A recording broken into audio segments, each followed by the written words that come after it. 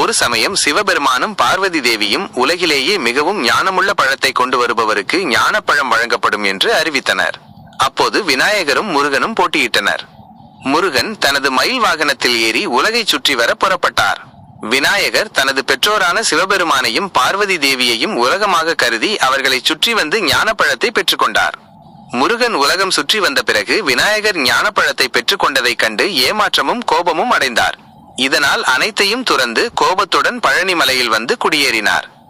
அங்கு வந்த சிவபெருமானும் பார்வதி தேவியும் பழம் நீயே ஞானப்பழம் என்று கூறி முருகனை சமாதானப்படுத்தினர். அன்றிலிருந்து அவர் நின்ற இடம் பழனி என்று அழைக்கப்பட்டது. முருகப்பெருமான் அங்கு தண்டாயுதபாணியாக ஆண்டி கோலத்தில் பக்தர்களுக்கு காட்சி தருகிறார். இடும்பன் கதை.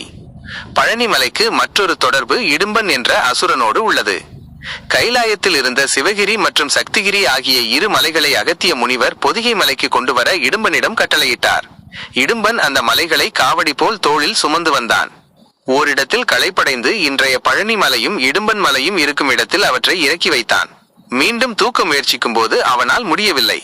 அப்போது முருகப்பெருமான் சிவகிரி மலை மீது பாலமுருகனாக காட்சி தந்தார்.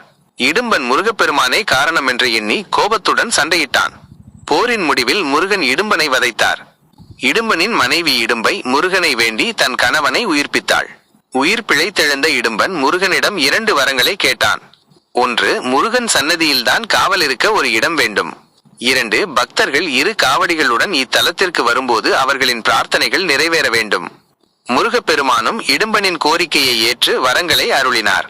இதன் காரணமாகவே பழனியில் காவடி எடுக்கும் வழக்கம் உருவானது.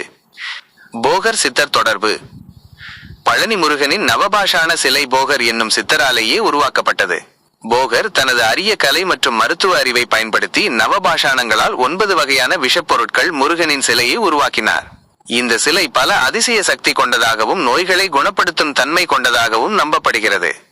பழனி முருகன் கோயில் சித்தர்களின் முக்கிய வழிபாட்டு தலங்களில் ஒன்றாகவும் கருதப்படுகிறது. இந்த கதைகள்